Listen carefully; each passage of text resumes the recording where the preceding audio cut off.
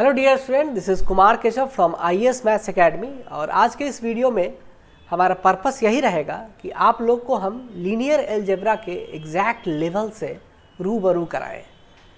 Questions कैसे exam में आ सकते हैं, कौन कौन से डायमेंशन लीनियर अलजेब्रा के भीतर है जो हो सकता है कि आप नहीं जानते हैं, उन सारे डायमेंशंस, उन सारे पॉइंट्स को हम इस टेस्ट पेपर के थ्रू आपको अवगत कराएंगे। तो काइंडली इस वीडियो को पूरा देखिए, तभी आपको पता चलेगा कि आप कहीं भी पढ़ रहे हैं, किसी भी इंस्टीट्यूट में पढ़ रहे हैं या आप सेल्फ स्टडी कर रहे हैं, तो आपका लेवल क्या, जो डिज़ायर्ड एग्ज़ाम है यूपीएससी बीपीएससी किसी भी एग्ज़ाम का, उस लेवल पे आप पहुंच पा रहे हैं कि नहीं, उन सारे पॉइंट्स को आज के इस वीडियो में हम आपको दिखाएंगे। तो चलिए शुरू करते हैं। तो बच्चे देखिए, ये टेस्ट हमने लिया था बीपीएससी ऑडिटर का, ठीक है, बीपीएससी ऑडिटर का। जो भी बच्चे बीपीएससी ऑडिटर का तैयारी कर रहे हैं, अगर टेस्ट सीरीज ज्वाइन करना चाह रहे हैं हमारा, तो आप टेस्ट सीरीज ज्वाइन कर सकते हैं। काफ़ी अफोर्डेबल कॉस्ट पे हम लोग टेस्ट सीरीज आप लोग को दे रहे हैं। 3500 में अराउंड आपको 20 to 25 टेस्ट हम लोग देंगे, जिसमें कि ये 5वां नंबर टेस्ट है। आप यहाँ पे देख सकते हैं कि टेस्ट नंबर जो है बच्चे यहाँ पे 5 है। बीपीएससी ऑडिटर एंड आपका प्रोजेक्ट मैनेजर, दोनों के लिए ये टेस्ट जो है सो काफ़ी इंपॉर्टेंट है। फुल लेंथ टेस्ट था लीनियर अलजेब्रा का। तो अगर आप इस टेस्ट को अगर आप ढंग से आप अटेम्प्ट करते हैं तो आपको पूरा डायमेंशन क्लियर हो जाएगा कि आपका जो लेवल ऑफ प्रिपरेशन है वो क्या एग्जैक्ट लेवल ऑफ एग्जामिनेशन है कि नहीं है। तो चलिए, जैसे फर्स्ट क्वेश्चन आप देखिए, जैसे फर्स्ट क्वेश्चन है, पहले हम क्वेश्चंस आपको दिखाते हैं, फिर कुछ क्वेश्चंस के सॉल्यूशन भी आज के वीडियो में हम लोग करके आपको दिखाएंगे। तो पहला क्वेश्चन है जैसे कि ट्रांसफॉर्मेशन आपको निकालना है, T of x1 x2 x3 निकालना है, जबकि कोई मैपिंग है R3 से R में कोई मैपिंग जा रहा है और कुछ एलिमेंट्स के कॉरस्पॉन्डिंग आपको आउटपुट दे रखा है। T11 बराबर ये 3 दे रखा है, T of 0 1 -2 is equal to 1 दे रखा है, T of 0 0 1 is equal to -2 दे रखा है। ठीक है, इंपॉर्टेंट ये है कि ऐसे क्वेश्चन आपको यूपीएससी सिविल सर्विसेज में भी आते हैं। अगर आपको विश्वास नहीं होता है तो आप प्रीवियस ईयर 10 साल का आप उठाकर देखेंगे तो आपको ऐसे क्वेश्चन भाड़े पड़े हैं वहाँ पे, ठीक है। और इन क्वेश्चंस को हमने दिया है बीपीएससी ऑडिटर और 67 बीपीएससी का जो टेस्ट सीरीज है उसके लिए। तो इस क्वेश्चन में बेसिकली हमें क्या करना था, ट्रांसफॉर्मेशन फाइंड आउट करना है। ट्रांसफॉर्मेशन मतलब मैपिंग, जो लीनियर ट्रांसफॉर्मेशन है वो फाइंड आउट करना है जब कुछ एलिमेंट के कॉरस्पॉन्डिंग कुछ आउटपुट आपको दिया हुआ है। तो ये एक टाइप हो जाता है। अगर आपने ऐसे क्वेश्चन अगर 5-7 भी नहीं किए हैं तो बिल्कुल ये समझ लीजिए कि आपका प्रिपरेशन लीनियर अलजेब्रा में ढंग का नहीं है, ठीक है। जो एग्जैक्ट क्वेश्चन आ सकता है इस पैटर्न का आ सकता है। अगर आप ऐसे क्वेश्चन अगर 10-12 अगर किसी भी बुक से किए हैं, चाहे कहीं भी किसी इंस्टीट्यूट में पढ़ रहे हैं वहाँ पे किए हैं, अगर वहाँ भी नहीं किए हैं तो आप अपने वहाँ के शिक्षक को बोल सकते हैं कि इस टाइप के फॉर्मेट के क्वेश्चंस को आपको कराएं, क्योंकि ऐसे क्वेश्चन एग्जाम में आएंगे। एग्जाम में अगर आए क्वेश्चन आप नहीं करें तो फिर पूरा प्रिपरेशन फिर वो बर्बाद हो जाता है, ठीक है। तो चलिए हम लोग नेक्स्ट क्वेश्चन को देखते हैं। नेक्स्ट क्वेश्चन भी एक सेट पैटर्न का क्वेश्चन है। कई बार ये क्वेश्चन यूपीएससी में भी आया है, बीपीएससी में भी ये प्रॉब्लम पूछा हुआ है, तो इसलिए हम लोग आपको टेस्ट सीरीज में भी ये क्वेश्चन दिए हैं कि आपका एक प्रैक्टिस हो जाए और आप इस चीज़ से रूबरू हो जाओ। कोई भी डाउट है, कुछ है तो आप उसको क्लियर कर लो, क्योंकि आगे जो आपका एग्जाम आएगा बीपीएससी ऑडिटर का, तो हो सकता है कि कुछ एक आध प्रश्न जो है सो आपका ऐसा भी निकल के आ जाए। तो यहाँ पे क्या कह रहा है बच्चे, तो एम कोई आपका कोई सेट दिया हुआ है, ABCD मतलब R4 का एलिमेंट है कि एक सबसेट है M। इसका एलिमेंट कैसा है, तो A, B, C, D type का है, जबकि B + C + D जो है सो 0 हो रहा है। तो ऐसा कुछ क्वेश्चन आता है तो इसमें कैसे बेसिस फाइंड करते हैं, कैसे डायमेंशन फाइंड करते हैं, क्या ये वेक्टर सब स्पेस R4 का होगा कि नहीं होगा। तो ये सब चीज़ अगर आप नहीं जान रहे हैं तो बखूबी आपको जानना चाहिए। इस क्वेश्चन में मतलब आपको जानना था कि M अगर कुछ इस टाइप का एलिमेंट है, एक सबसेट है R4 का, तो M का बेसिस क्या होगा, M का डायमेंशन क्या होगा, ठीक है। नेक्स्ट क्वेश्चन सेम है, N बराबर समथिंग दिया हुआ है। ऐसे क्वेश्चन सॉम आउटलाइन सीरीज में भी क्वेश्चन है, 2-3 क्वेश्चन है सॉम आउटलाइन सीरीज के, जो कि यूपीएससी CSE में ऑलरेडी पूछ चुके हैं वो, ठीक है। तो और भी क्वेश्चन आपको हम लोग टेस्ट के थ्रू प्रैक्टिस कराते हैं, जो प्रॉब्लम सीट देते हैं उसके थ्रू प्रैक्टिस कराते हैं। तो अगर आपने लीनियर अलजेब्रा में इस टाइप के भी क्वेश्चन नहीं किए हैं तो आपको करना चाहिए, अलर्ट हो जाना चाहिए कि भाई हमारा प्रिपरेशन पूरा नहीं है। खुश नहीं होना है, 2-4 क्वेश्चन बनाकर आप लोग खुश हो जाते हो और बाद में एग्ज़ाम में जाकर रोते हो, ठीक है।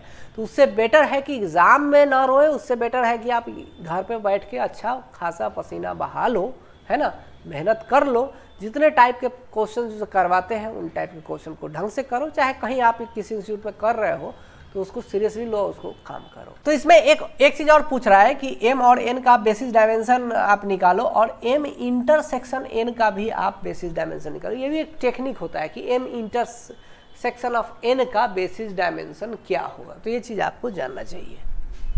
Let's move to next question. Next question देखिए, तो कह रहा है कि एक ट्रांसफॉर्मेशन है, लीनियर ट्रांसफॉर्मेशन है टी ऑफ R3 से इटसेल्फ, ठीक है, R3 to R3 जा रहा है। ये आप कैसे पता करेंगे कि R3 to R3 जा रहा है, तो T ऑफ E1 आप निकाल कर देखो, E1 E2 E3 जो यूजुअल बेसिस होता है 1 0 0 0 1 0 0 0 1, तो उसका ही एलिमेंट आएगा, वो भी x, y, z टाइप का ही एलिमेंट आएगा। तो इसका मतलब है कि R3 to R3 क्या हो रहा है बच्चे, ये लीनियर मैपिंग डिफाइंड है। तो आपको क्वेश्चन में क्या बोल रहा है, क्वेश्चन में कर रहा है डिटरमाइन द ट्रांसफॉर्मेशन ऑफ 2, -1, 3, मतलब T ऑफ 2, -1, 3 को ज्ञात करें। ये चीज आपको क्वेश्चन पूछ रहा है। तो अगर आप निकाल पाते हो बहुत ही आसान है, तो वेल एंड गुड, बहुत अच्छी बात है। नहीं निकाल पाते हैं तो आपको फिर से अलर्ट हो जाना होगा, लीनियर ट्रांसफॉर्मेशन को फिर से रिव्यू करना होगा, उसका कॉन्सेप्ट को, उसके डेफिनेशन को, उसके प्रॉब्लम्स को एकदम अच्छे से समझना होगा। तभी जाके आप रियल एग्जाम, यूपीएससी सीएससी हो, यूपीएससी इंडियन फॉरेस्ट सर्विस हो, बीपीएससी 67 हो, 68 हो, ऑडिटर हो, प्रोजेक्ट मैनेजर हो, एओ हो, कोई भी एग्जाम हो, आप इसका क्वेश्चन एकदम अच्छा से कर पाओगे। कंसेप्ट आपका क्लियर नहीं है तो बीपीएससी में भी फंसेगा वो क्वेश्चन और यूपीएससी में तो फंसेगा ही फंसेगा, ठीक है। तो चलिए नेक्स्ट क्वेश्चन देखते हैं। नेक्स्ट क्वेश्चन क्या है। नेक्स्ट क्वेश्चन भी हमने एक डाला है, एक बीपीएससी का एक फेवरेट क्वेश्चन है। जो भी विद्यार्थी बीपीएससी का तैयारी कर रहे हैं उनके लिए एकदम गोल्डन क्वेश्चन है, एकदम वीवीआई करके है। 2-3 तो मतलब क्वेश्चन एकदम श्योर होता है कि या तो रैंक नलिटी थ्योरम है, रैंक नलिटी थ्योरम है ना, रैंक नलिटी थ्योरम, ठीक है।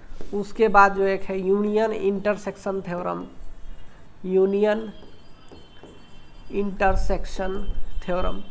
इस थ्योरम, 2 थ्योरम को कर के जाओ तो यूनिवर्सिटी वाला फील देगा आपको, एग्जाम में लगेगा कि यही क्वेश्चन आ गया है, ठीक है। तो आपको बड़ा इंपॉर्टेंट है कि रैंक नलिटी थ्योरम और यूनियन इंटरसेक्शन थ्योरम को अगर आप बीपीएससी के लिए प्रिपेयर कर रहे हैं बच्चे, तो आपको इसका प्रूफ तो एकदम रट्टा मार के एग्जाम में जाना है। अगर आप प्रूफ को नहीं देख के जाओगे, एग्जाम में सोचोगे कि अल्बर्ट आइंस्टाइन बन जाए, तो बिल्कुल ऐसा नहीं होगा। एग्जाम में आपसे प्रूफ नहीं होगा क्योंकि वहाँ पे प्रेशर बहुत ज़्यादा होता है, ठीक है। तो आपको इन दोनों को करके जाना होगा, रैंक नलिटी थ्योरम और यूनियन इंटरसेक्शन थ्योरम। चूंकि ये बीपीएससी ऑडिटर का टेस्ट सीरीज है इसलिए हमने यहाँ पे भी एक क्वेश्चन डाला था, ठीक है।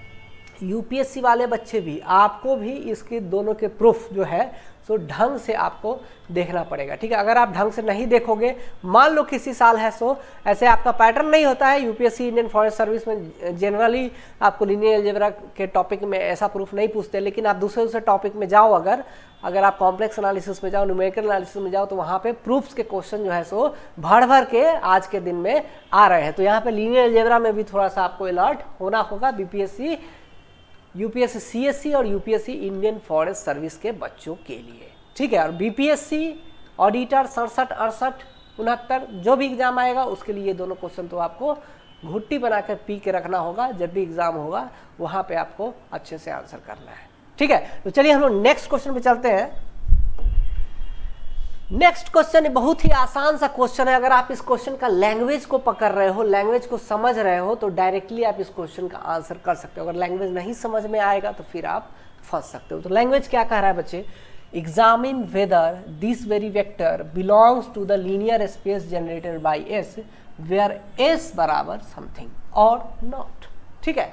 एस अगर कुछ एलिमेंट्स का समूह है, सेट है, तो क्या उस सेट का जो लीनियर स्पैन होगा, क्या उस सेट का जो ऑल पॉसिबल लीनियर कॉम्बिनेशन होगा, उसमें से कोई एक एलिमेंट ये वाला एलिमेंट होगा कि नहीं। अगर ये मतलब आपको इस क्वेश्चन को पढ़ के माइंड में मैप नहीं हो रहा है, इसका मतलब कि आपको लीनियर स्पैन नहीं आता है, आपने जस्ट डेफिनेशन को पढ़ा है।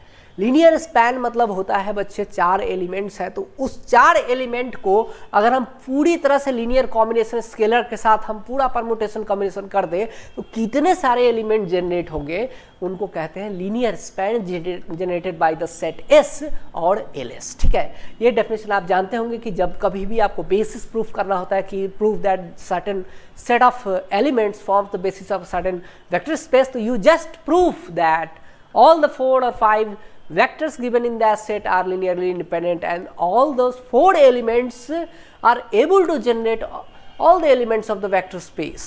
ओके, मतलब एल एस बराबर वी भी आपको दिखाना होता है और लीनियरली इंडिपेंडेंट भी आपको दिखाना होता है। ठीक है, तो इस क्वेश्चन में यही चीज कर रहा था, linear space generated by S, मतलब लीनियर स्पैन का एलिमेंट है कि नहीं। ठीक है, ओके, तो ऐसे क्वेश्चन आपको यूपीएससी में भी छोटे क्वेश्चन जो 5 नंबर 8 नंबर 7 नंबर के आते हैं वो आ सकते हैं, बीपीएससी में तो आ ही सकते हैं ऐसे क्वेश्चंस। ठीक है, तो ऐसे क्वेश्चन को भी आपको ध्यान से रखना चाहिए। अगर आपने ऐसे क्वेश्चन को पढ़ के आपको आइडिया नहीं लग रहा है क्या सॉल्व करना होगा, कैसे सॉल्व करना होगा, तो आपको लीनियर अलजेब्रा रिवाइज करने की जरूरत है, टाइम आ गया है। ओके, सो नेक्स्ट क्वेश्चन हम लोग चलते हैं बच्चे।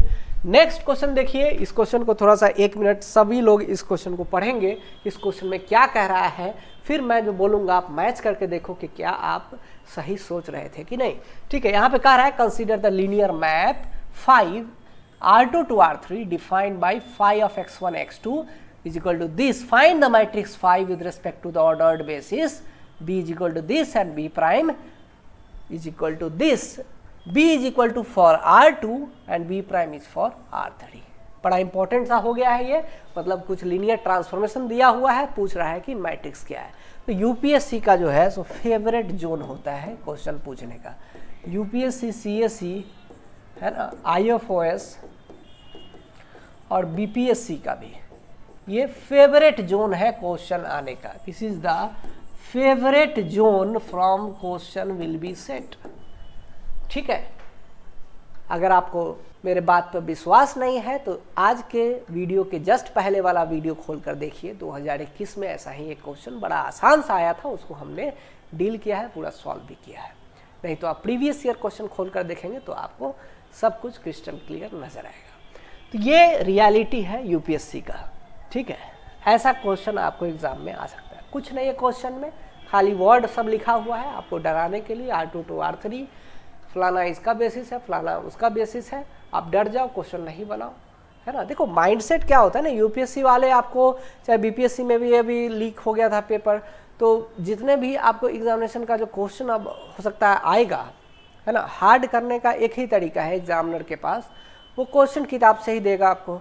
किताब में जिसका सॉल्यूशन बहुत ज़्यादा बड़ा है या तो वो क्वेश्चन दे सकता है, नहीं तो क्वेश्चन का ही लेंथ बड़ा है, कुछ उसमें टर्मिनोलॉजी इंट्रोड्यूस है जो बच्चा पढ़ के कहे कि ये तो मुझसे नहीं होने वाला है। ठीक है, तो ऐसा बिल्कुल आप नहीं कीजिएगा। जो क्वेश्चन का लेंथ बड़ा होता है वो क्वेश्चन आसान होता है। जरूरी नहीं है कि 1 लाइन का क्वेश्चन है सो आपको एक ही पन्ना में सॉल्व हो जाए। हो सकता है कि 4 लाइन का क्वेश्चन है वो आपको 4 स्टेप में सॉल्व हो जाए, और 1 लाइन का क्वेश्चन है तो 4 पेज में सॉल्व हो जाए। ठीक है, तो ऐसे क्वेश्चन आपको आते हैं। क्वेश्चन का टॉपिक क्या है, लीनियर ट्रांसफॉर्मेशन टू मैट्रिक्स और मैट्रिक्स टू लीनियर ट्रांसफॉर्मेशन। काफ़ी बड़ा फेवरेट सा टॉपिक है यूपीएससी का, तो अगर आपने नहीं पढ़ा है इसको तो ढंग से आपको करने की ज़रूरत है। Okay, so let's move to the next question. Next question में बच्चे कह रहा है कि let V F be the vector space of all polynomials in X of degree at most n on a real field and a differentiation transformation. Define कुछ कर दिए हैं, डी कोई ट्रांसफॉर्मेशन है, Pn टू Pn बराबर at most n degree का polynomial है। So वहाँ से फील्ड आप डिफरेंशिएट करके n डिग्री का पोलिनोमियल प्राप्त करते हो।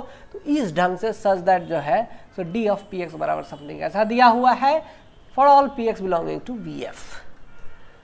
मैथमेटिक्स सिंबल्स का खेल है। अगर आपको सिंबल्स से डर लगता है तो फिर मैथ से डर लगेगा। अगर आप सिंबल से प्यार करते हो तो आपको मैथ के क्वेश्चन से भी प्यार हो जाएगा। ठीक है, तो यहाँ पे सिंबल क्या है बच्चे, for all Px belonging to Vf। Vf क्या होता है, वेक्टर स्पेस होता है। तो Px क्या है, पोलिनोमियल है, किसका एलिमेंट है, Pn का एलिमेंट है।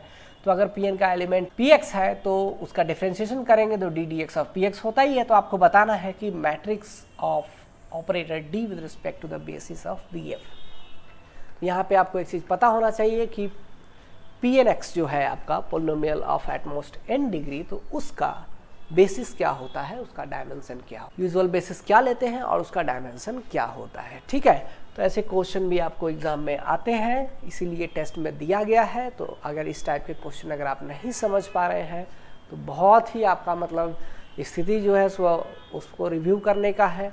जैसे भी पढ़ रहे हैं, जिस भी ढंग से आप कर रहे हैं, उसको आपको एक बार ओवरहॉल करना पड़ेगा, तब जाके आप रियल एग्ज़ाम के लिए तैयार खड़े होंगे। रियल मोर्चा के लिए आपका माइंडसेट जो है सो तैयार हो जाएगा। तो नेक्स्ट क्वेश्चन के लिए हम लोग मूव करते हैं। नेक्स्ट क्वेश्चन में देखते हैं कैसा क्वेश्चन है। नेक्स्ट क्वेश्चन में कह रहा है बच्चे b1 बराबर something this very set and b2 is equal to this set is the basis of the vector space v of the function r to r, let d be the differential operator of v such that this find the matrix d in the given basis। Same type का question है, वैसा ही question है।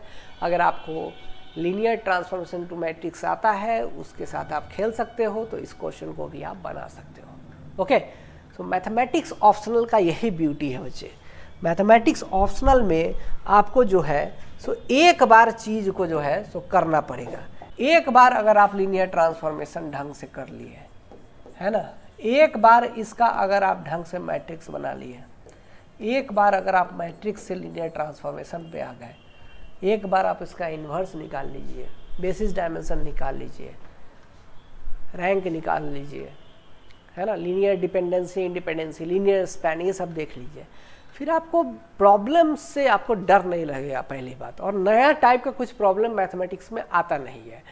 Question आपसे क्यों नहीं बनता है, तो सबसे बड़ा कारण जो है, जो मैथमेटिक्स ऑप्शनल के बच्चे डरते हैं, क्वेश्चन नहीं कर पाते एग्जाम में, ये उनका कॉन्सेप्ट ही क्लियर नहीं रहता है। जब आपका कॉन्सेप्ट क्लियर नहीं रहेगा तो वहाँ पर आपको कोई करेंट अफेयर तो लिखना नहीं है कि नहीं। तो मैथ्स में तो आपको ये ब्यूटी है कि आप घर पे बैठ के सारे कॉन्सेप्ट्स को क्लियर करो according to the previous year question trend of UPSC और BPSC, whatever exam you are preparing for. Okay, so अगर आप ऐसा करते हैं तो फिर आप देखिए कमाल, और हर एक टॉपिक से आपको एक गजब तरह का लगाव हो जाएगा। ठीक है, चाहे वो कैलकुलस हो, चाहे वो लीनियर अलजेब्रा हो, चाहे वो आपका डिफरेंशियल इक्वेशन हो, चाहे मॉडर्न अलजेब्रा हो। Okay, let's move to the next question. Next question है बच्चे सेम टाइप का, एक सेक्शन 1 में भी हमने एक क्वेश्चन देखा था। v1 is equal to something दिया हुआ है, v2 is equal to something दिया हुआ है, तो v1 का बेसिस डायमेंशन बताओ, v2 का बेसिस डायमेंशन बताओ, v1 इंटरसेक्शन v2 का बेसिस डायमेंशन आपको यहाँ पर बताना है। ठीक है, सेम टाइप का कॉन्सेप्ट लगेगा। अगर उस क्वेश्चन को अगर आप कर पाएंगे तो ये भी क्वेश्चन आपसे आराम से हो जाएगा। नेक्स्ट क्वेश्चन बच्चे कह रहा है कि find the basis of the row space of the matrix.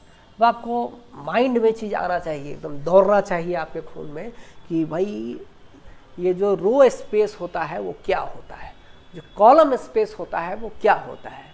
Row space क्या वेक्टर स्पेस बनाता है, तो क्या उसका बेसिस डायमेंशन होगा, कॉलम स्पेस क्या वेक्टर स्पेस बनाएगा, तो क्या उसका बेसिस डायमेंशन कुछ होगा। तो ये सारे आइडियाज़ अगर आपका क्लियर है तो इस क्वेश्चन को भी आप फोड़ सकते हो बहुत ही आराम से।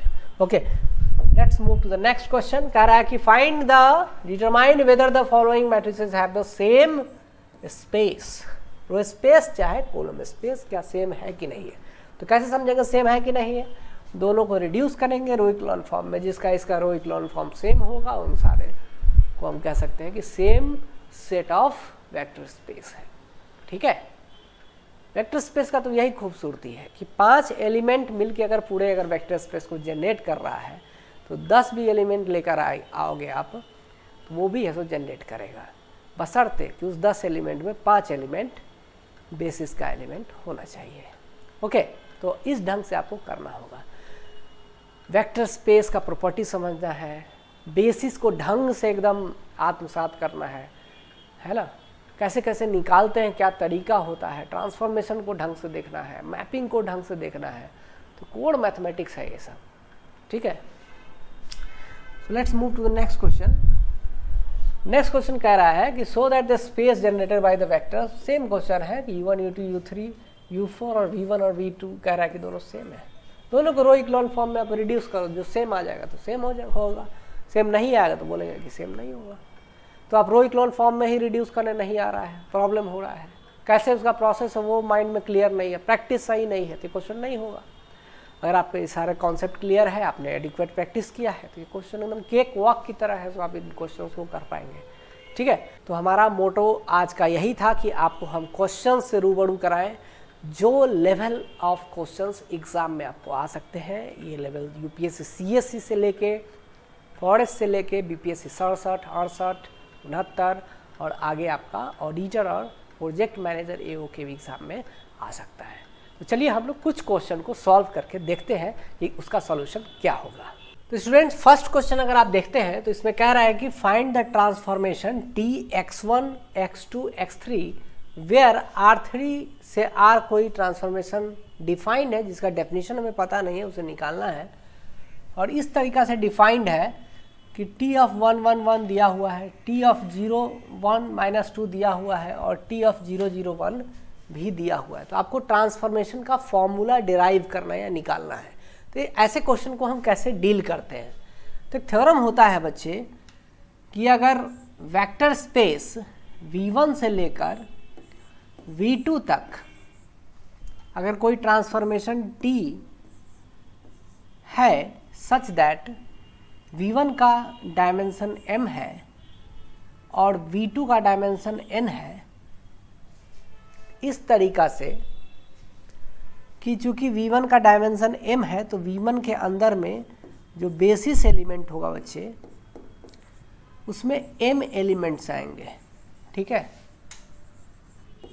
जो कि लीनियरली इंडिपेंडेंट होंगे और LS बराबर V करेंगे। ठीक है, Li भी होंगे और LS बराबर V हो रहा होगा। ठीक है, पूरे वेक्टर स्पेस को स्पैन कर रहे होंगे। फाइन।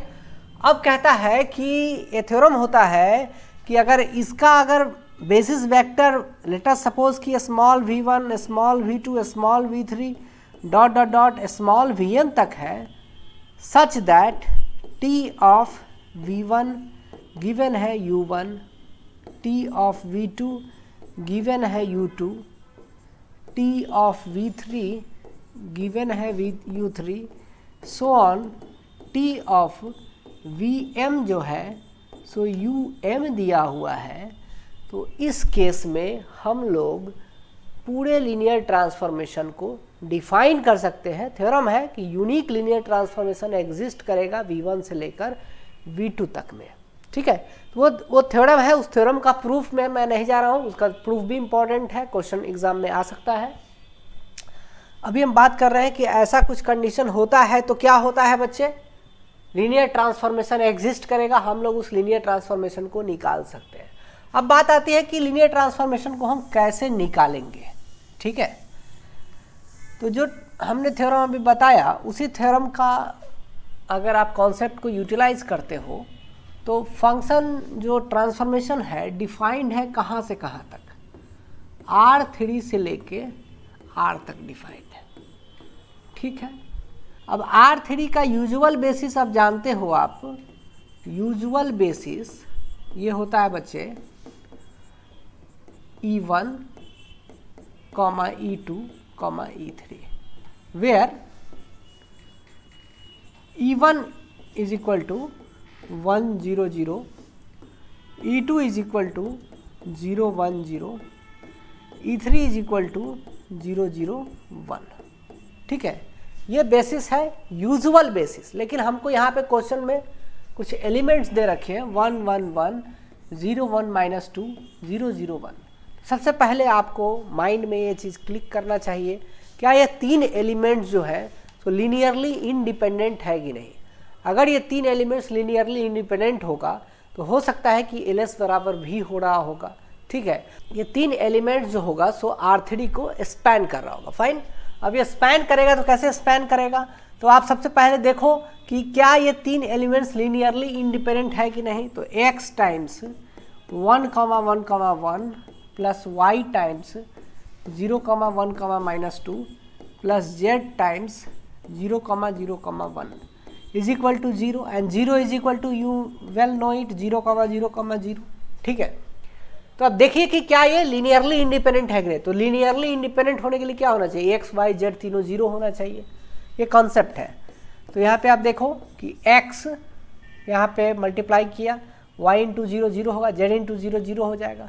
तो फर्स्ट कोऑर्डिनेट आपका आएगा x, सेकंड कोऑर्डिनेट क्या आ जाएगा, x प्लस y आ जाएगा, थर्ड कोऑर्डिनेट क्या आ जाएगा बच्चे, x minus 2y plus z आ जाएगा। ठीक है, अब ये किसके बराबर हो रहा है बच्चे, तो 0,0,0 के बराबर हो रहा है। तो अब एक्स वाई जेड को कैसे फाइंड आउट करेंगे, तो एक्स वाई जेड को फाइंड आउट सिंपल, जो इसका एक्स कोऑर्डिनेट है उसको आप इक्वेट करेंगे कॉरस्पॉन्डिंगली, तो एक्स बराबर 0 हो जाएगा, फिर वाई बराबर 0 हो जाएगा, और सिमिलरली जब एक्स 0 है वाई 0 है तो यहाँ से जेड बराबर भी 0 होगा।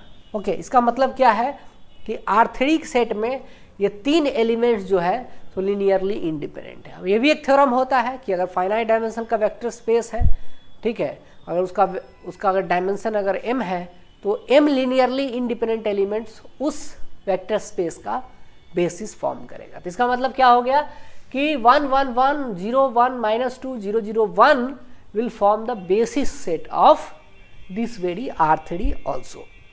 उसके बाद हम लोग थ्योरम यूटिलाइज करेंगे कि अगर V1 टू V2 अगर लीनियर ट्रांसफॉर्मेशन दिया हुआ है, जहाँ पे V1 का बेसिस अगर V1 टू Vm है, तो हर एक के कॉरेस्पॉन्डिंग अगर आउटपुट गिवन है तो हम एक यूनिक लीनियर ट्रांसफॉर्मेशन जो है सो निकाल सकते हैं। तो यहाँ पे भी आप देख सकते हैं कि यूनिक लीनियर ट्रांसफॉर्मेशन हम लोग निकाल सकते हैं since this alpha beta gamma are linearly independent. और ये तीन ही नंबर है, 4 नहीं है, 2 नहीं है, 1 नहीं है, 3 ही है। इसका मतलब 3 है, लीनियरली इंडिपेंडेंट है। R3 का डायमेंशन 3 होता है, इसका मतलब तीनों एलिमेंट जो है सो साधारण एलिमेंट नहीं है, पूरा R3 को स्पैन करेगा। ठीक है, अब देखिए कि कैसे हम लोग इसका लीनियर ट्रांसफॉर्मेशन निकालते हैं। तो लीनियर ट्रांसफॉर्मेशन निकालने का भी तरीका बहुत ही आसान है बच्चे। लीनियर ट्रांसफॉर्मेशन को आप आराम से निकाल सकते हैं। आप मान लेंगे कि a, b, c कोई एक एलिमेंट है जिसको कि हम x टाइम्स 1,1,1 लिख सकते हैं, प्लस y टाइम्स 0,1, -2 लिख सकते हैं, प्लस z टाइम्स 0,0,1 लिख सकते हैं। ओके, तो यहाँ से आप देखिए क्या फाइंड करेंगे, x की वैल्यू जो है सो a हो जाएगी, फिर x प्लस y की जो वैल्यू होगी so that will be equal to b। तो यहाँ से आप y की वैल्यू b माइनस x आप प्राप्त कर लेंगे। ठीक है, और z की वैल्यू जो होगी सो आप यहीं से आप निकालेंगे, x minus 2y plus z is equal to c है। तो x की वैल्यू आप a पुट करिए, माइनस ऑफ 2 टाइम्स y की value b minus x put करिए। ठीक है, जब x की वैल्यू a है तो ये b माइनस a हो जाएगा। ठीक है, और plus z is equal to c। तो यहाँ से z की जो वैल्यू आएगी so c minus a plus of 2 times b minus a। मतलब क्या होगा बच्चे, यहाँ से आप लिख सकते हैं c minus a plus 2b minus 2a। इसका मतलब क्या होगा, minus 3a plus 2b and plus c। ठीक है, minus 3a plus 2b plus c। Okay, अब क्या है कि हमको ट्रांसफॉर्मेशन निकालना है। तो यहीं पे हम लोग ट्रांसफॉर्मेशन निकाल सकते हैं। कैसे निकालेंगे ट्रांसफॉर्मेशन, तो उसको आप देखिए थोड़ा गौर से। अगर आप देखते हैं तो ट्रांसफॉर्मेशन जो होगा सो यहीं से निकल जाएगा। अगर आप पूरे में अगर आप ट्रांसफॉर्मेशन लगा दो टी ऑफ, तो आप जानते हो कि transformation of a alpha is equal to a times transformation of alpha हो जाता है। लीनियर ट्रांसफॉर्मेशन का ये क्या है बच्चे, प्रॉपर्टी होता है। ठीक है, तो अब यहाँ से आप डायरेक्टली कर सकते हैं T of a, b, c, so that will be equal to what, x की वैल्यू कितनी है, a है।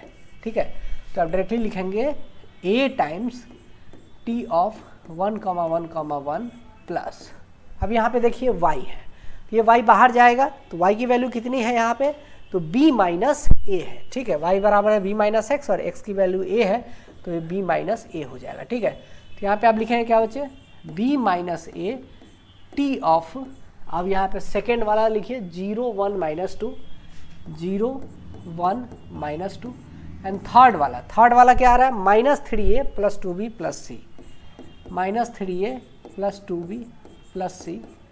अब यहाँ पे आप ट्रांसफॉर्मेशन में लिख देंगे क्या चीज़, 0, 0, 1। ओके, तो यहाँ से कितना आ जाएगा आंसर, T111 3 दिया हुआ है तो ये 3a हो जाएगा, ठीक है, प्लस b माइनस ए टाइम्स 0 1 माइनस 2 कितना दिया हुआ है आपको, 1 दिया हुआ है तो ये 1 ही रहेगा, प्लस ये कितना है -2 है तो ये हो जाएगा -2 times -3a plus 2b plus c। अब थोड़ा सिंप्लीफाई करेंगे तो a वाला टर्म इधर से आ रहा है -3a और इधर से आ रहा है -a, तो इसका मतलब कितना हो जाएगा 2a और इधर से हो रहा है कितना 6 से, तो 2a 6 से हो जाएगा आपका 8a। फाइन।